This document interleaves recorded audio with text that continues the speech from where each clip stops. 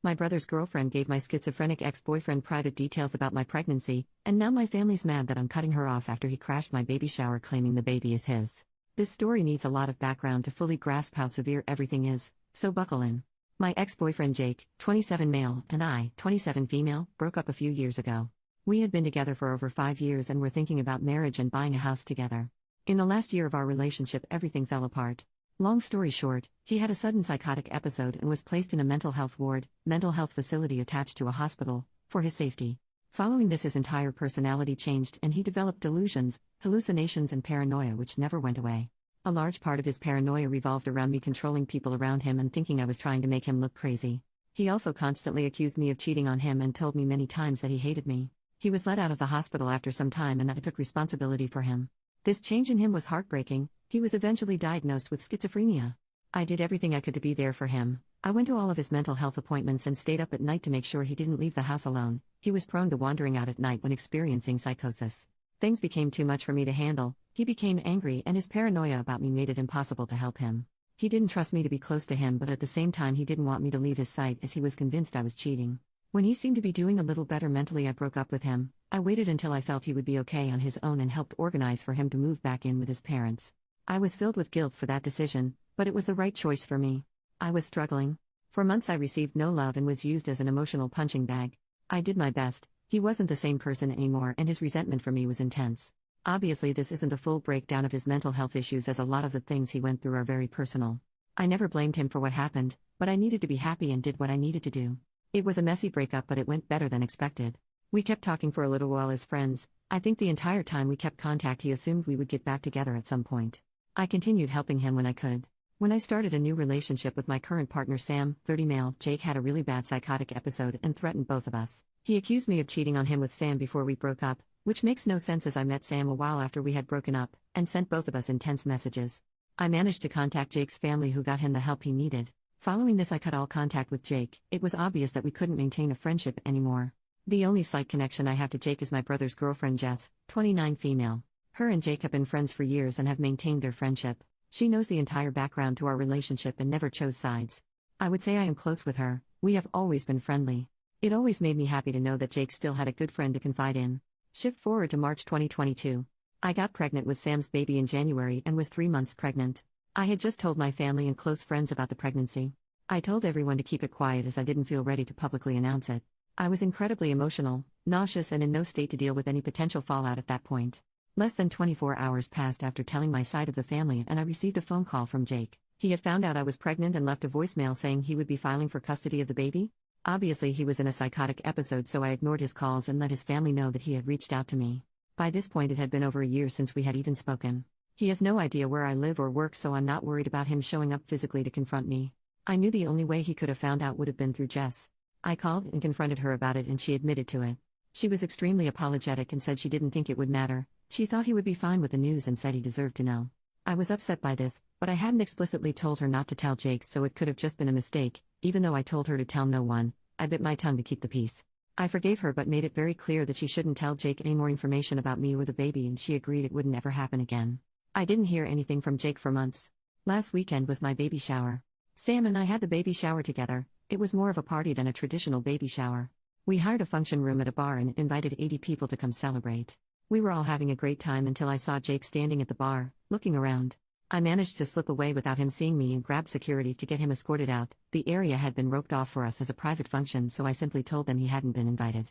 I watched as security approached him and asked him to leave. He was furious and started yelling, demanding to talk to me before he would leave. Sam and several friends went over to him to try and talk him down, but it only escalated. He screamed at Sam, claimed that he was the baby's real dad and that we had never really broken up. At this point I left to hide in the ladies' room until my mom came to let me know Jake was gone. He had eventually left after a little more screaming. I was mortified and we cut the baby shower short. I couldn't stop crying. It's now been a few days and I confronted Jess. She is the only person who would have possibly told him the location and time of the baby shower. I wasn't as kind on the phone with her this time. She admitted to telling him and apologized, but said how could I keep this a secret from him? I was furious and told her that she would no longer receive any news about me or the baby and that I would cut her out of my life. I'm not proud of it, but I screamed at her. I couldn't believe how irresponsible she had been. It wasn't her news to share. My brother called me after and asked me to forgive her. He knew she was wrong, but he didn't think he should also be punished for what she had done. He knew that by cutting her out, I also wouldn't be telling him any news about the baby. In part, he thought I should blame Jake for his reaction and not Jess, that she hadn't known he would show up. The damage was already done and I should let it go. But I honestly don't blame Jake for what happened. He is mentally ill and needs help. It's not his fault, and I know he will regret all of this when he comes back to a more clear headspace. I told his family what had happened and they told me he was readmitted to the mental health ward. He had threatened to harm himself if he wasn't allowed to see my baby. Regardless of whether I think he is at fault, I definitely don't feel safe with Jake now. I have a child to think about, and him thinking it is somehow his is pretty scary. I haven't budged with Jess or my brother. My family all think I should forgive her so my brother can meet his niece or nephew. We don't know the gender. But I just can't trust her. She already broke my trust once and I'm furious. I could have been hurt if Jake had confronted me at the shower. So many things could have gone wrong. I don't know what to do. I'm heartbroken that my brother may not get to meet this baby for a while. But I'm scared that she could tell Jake information about the baby that could put us in danger. My parents and other family members have all agreed not to tell Jess or my brother any information about the baby upon threat of also being cut out. I just don't know how long I can feasibly cut them out before I crack. Sam is obviously on my side with all of this. If it wasn't for him, I would be in a much worse state. Any advice would be appreciated. I'm finding it hard to stick to my guns on this and worry that news will leak to Jess from other family members. My parents were particularly hesitant to promise not to tell my brother when the baby is born. Update: after I made that post, I was overwhelmed by the response from everyone. Thank you for all of the amazing advice I received. It definitely put everything into perspective for me and made me take things more seriously. Decided I should post an update as I received a lot of messages asking what had happened. I received a lot of comments doubting the motives of Jess, and unfortunately you guys were right. So, I had my baby earlier than anticipated. I'm happy to announce that Sam and I now have a beautiful son. He is currently 10 weeks old and was born at 38 weeks. We are absolutely smitten with him and couldn't be happier. Not long after I made my original post, Sam and I moved into a new house. We had been living in a one-bedroom apartment and decided we needed more space for our growing family. Part of our decision on our house was that it was further away from my brother and Jess. Our apartment had only been a 5-minute drive from them, and I felt uncomfortable knowing that Jake could potentially be visiting and we could run into him while walking the dog. I also didn't trust that Jess hadn't told him where we lived. Our new house is now a 45-minute drive away from them, and I feel much safer. We didn't tell them the location of our new home. We had been living in our new house for about a month with no issues. I heard from Jake's family that he was on an extended mental health hold at the hospital as his psychotic episode was not subsidizing and he refused to take his medication. I also warned them about his relationship with Jess and they seemed to take it seriously. They would keep an eye on them and told the hospital that she was not to be allowed visitation with him. My family stopped pestering me to forgive Jess. My mom had a heart-to-heart with me and finally understood why I had to cut my brother out. I didn't hear anything from my brother. Apparently my mom had stepped up and had a conversation with him about the severity of what Jess had done. It broke my heart to push my brother away as we had been so close. But after reading all of your comments, I knew that I had to be responsible and keep my baby safe. Unfortunately, things didn't stay so calm. After a few months, I received a call from Jake. He had finally been released from the hospital and was embarrassed about his behavior at the baby shower. He told me he knew that the baby wasn't his. He cried and asked to speak with Sam. He wanted to personally apologize to him. Sam didn't want to talk to him. I told him I forgave him. I knew it wasn't his fault and that we should move on. I was also very firm with him and told him that under no circumstances would I let him be around me or my baby. If he tried to contact us, I wouldn't hesitate to call the police. He accepted that and our conversation ended. About 2 weeks later, Jake showed up at Sam's workplace, demanding to speak with him. They had a short conversation where Jake broke down in tears and begged to be forgiven. From what Sam told me, he didn't seem to be stable. In his apology, he said, "I'm so sorry for confronting you in public like that. I should have spoken to you privately. Clearly you didn't know the baby isn't yours and you were humiliated in front of your friends." Paraphrasing here. Sam didn't want to provoke him, so he said he accepted his apology and asked him to leave. Sam then called me to let me know what had happened. I was shattered. Obviously Jess had told him where Sam worked. I called Jake's family to let them know what had happened. They told me the next day he hadn't come home and were extremely worried. He wasn't meant to be driving as his license had been suspended. He had been caught speeding several times, but he had taken his mom's car without her permission. A few days later, he was found by police in a building that was under construction, completely out of it and confused. He had driven 20 hours away from our town. He was taken to the local hospital and placed in their mental health ward. His family flew up to retrieve him.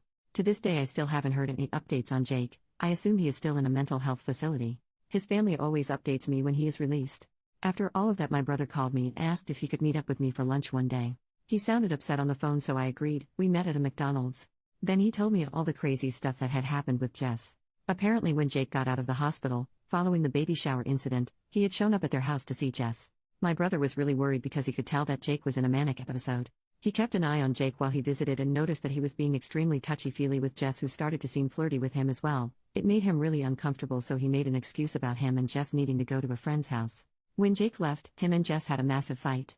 He confronted Jess about the flirty behavior and she was extremely defensive. She flat out denied that she had been flirting or that Jake had been touching her at all. My brother decided to drop it. Not long after, we later realized this happened on the same day that he had gone to Sam's workplace. Jake showed up at their house again, but this time Jess was at work. My brother works from home. Jake told him that he was in love with Jess, confessed that they had been sleeping together, and showed him a bunch of text messages between the two of them to prove that he wasn't making this up. My brother asked him to leave. When Jess got home, he confronted her. At first she tried to deny it but eventually confessed. She begged my brother to forgive her. She had realized after his outburst at the baby shower that she didn't love him. My brother was furious and told her to stay with her parents for a while. Ever since then he hasn't heard from her. It's been months now and it looks like things are over between the two of them. My brother feels terrible about what Jess did to me. Although I want to let him back into my life fully, I still don't trust that he won't eventually get back together with Jess. The two of them haven't officially broken up, and until that day comes I won't be sharing my address or photos of our son with him. So far my brother has met our son once at my parents' house. I still don't know why Jess decided to tell Jake about my pregnancy. But I'm so glad she isn't in our lives anymore. I haven't heard anything from her or Jake since. I'm constantly worried he could show up again. I've developed some strange OCD behaviors after it all, needing to check that all our doors are locked 5 times and touching all of the windows in our house before I can go to sleep. Other than that, things have been peaceful so far, and Sam and I have been able to enjoy our new life as parents. New update. Figured I may as well give an update as I received a lot of messages. So this is for anyone that may pass through and see this. Unfortunately, I don't have great news to share in this update. One good thing, my brother did officially break up with Jess. Our relationship is still strained after what happened, but we are able to talk and be civil now. Also, my life with Sam and our new baby has been amazing. Being a new parent is definitely hard, but I've been loving every second of it. I haven't gone back to work after my maternity leave. Thankfully, Sam makes enough that I can be a stay-at-home mom until I decide I want to go back. So on to the news with Jake. I didn't hear anything from him or his family for a while. I heard not long after making my last post that he was on a longer-term mental health hold and then had radio silence. I took that to be a good thing. Not hearing from him usually meant he was doing better. About a month ago I received a strange text from Jake at 2 a.m. I didn't see it until the morning. The message made no sense. He was talking about seeing someone who came back from the future, that he was being followed and needed to hide. He mentioned the movie director Christopher Nolan and how he had seen hidden messages in his movies and he was going to win $1 million with numbers that were hidden in his movies. Honestly, I've received similar messages from him before, so I wasn't too put off by it. I took a screenshot of the message and sent it to his sister so she knew he had contacted me. Then I kind of forgot about it. His sister didn't get back to me though, which I did find a bit strange. She normally messaged me back pretty quickly. 2 days later his sister called me. She was crying on the phone and asked me if I had received any other contact from Jake that night. I told her no. She explained to me that Jake had passed away that night. He unalived himself. Only hours after he had sent me that message. He had apparently sent the same message to about 20 people in his contact list. I don't know all of the details, but apparently that night he had managed to steal his mom's car again. She had been hiding her keys from him, but after ransacking the house he had found them. He went on a drive around the city. No one really knows the details of what he was thinking. But he rammed into another car and pushed them off the road. They slammed into a tree. Thankfully they weren't majorly injured. I later found out it was a young 17-year-old couple in the car. It was a hit and run. He apparently sped up behind them on a quiet road, hit them from the back and sped off. It was all caught on a dash camera. With the timeline we have, it seems he sent his message to everyone only 15 minutes after the accident. About 3 hours later he had passed away. I won't be sharing the details of that. His funeral happened and I decided not to go. With my complicated relationship with Jake, it just didn't feel right to me. One weird thing, Jess went to the funeral. I only know because she took a selfie crying at the funeral and posted it on Instagram with a caption preaching that we need to do more about mental health and supporting people. I was disgusted. It was incredibly hard to hear what had happened. I'm still processing it all. I feel guilty to admit this, but I also feel a sense of relief that my family doesn't need to be worried anymore. I do miss him though. I think I already grieved him when he changed in our relationship. It's hard to know he is physically gone. I can't even imagine what his family must be feeling. It's difficult for everyone involved. I'm so sad that it came to this. Obviously we all hoped he would make a recovery, that one day his psychosis and mania would just disappear completely. He was a good person, just a person that was impacted by mental health problems. I wish there had been a better outcome to all of this.